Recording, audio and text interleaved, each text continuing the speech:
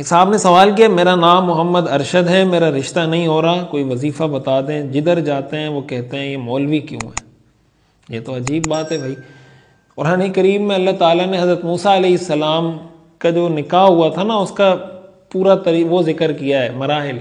हज़रत मूसा अलैहिस्सलाम जब मिस्र से फ़रार होकर मदियन आए तो कोई आपका जान पहचान वाला कोई नहीं था, बिल्कुल एक परदेसी थे आप।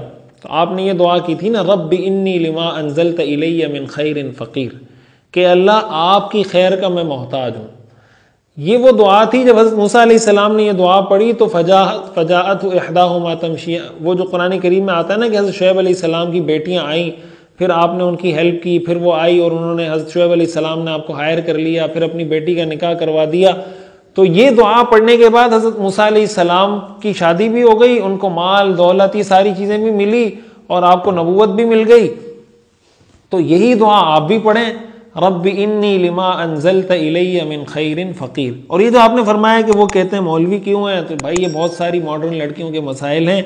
और जब इन मॉडर्न लड़कियों को इन जैसा कोई मॉडर्न शौहर मिलता है और वो फिर रात को दूसरी लड़कियों से बातें करता है, रात को 3-3, 4-4 बजे तक घर के बाहर बैठ के शराब पी रहा होता है, चर्स पी रहा होता है, लड़कियों के साथ बातें कर रहा होता है, डेटें मार रहा होता है लड़कियों के साथ, तो फिर यही मॉडर्न लड़कियां मुफ्तियाने किराम को फ़ोन करके कहती हैं कि कोई दुआ, कोई वजीफ़ा, कोई ज़िक्र बता दें कि मेरा शौहर नेक हो जाए। वो उसकी और लड़कियों में तो उसका इंटरेस्ट है, मेरे में वो कोई इंटरेस्ट नहीं लेता, मैं उसको समझाती रहती हूँ।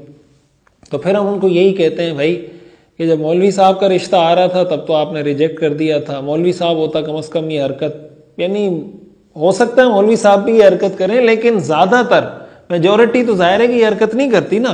तो आपको सुकून भी होता, आपको प्यार भी मिलता। हो सकता है पैसे कम होते तो थोड़ा आपको ज़ाहिर है किसी चीज़ पे तो कंप्रोमाइज़ करना पड़ता है।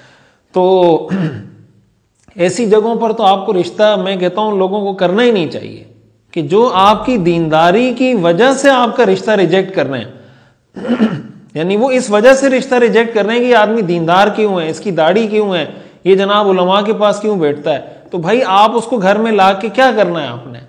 कल को वो आपकी बीवी बनेगी, आपके बच्चे होंगे, फिर आपके बच्चों की उसने तरबियत करनी है। ऐसी जहनियत वाली औरत को घर में ला के तो अपने लिए अजाब ढूंढ रहे हैं आप।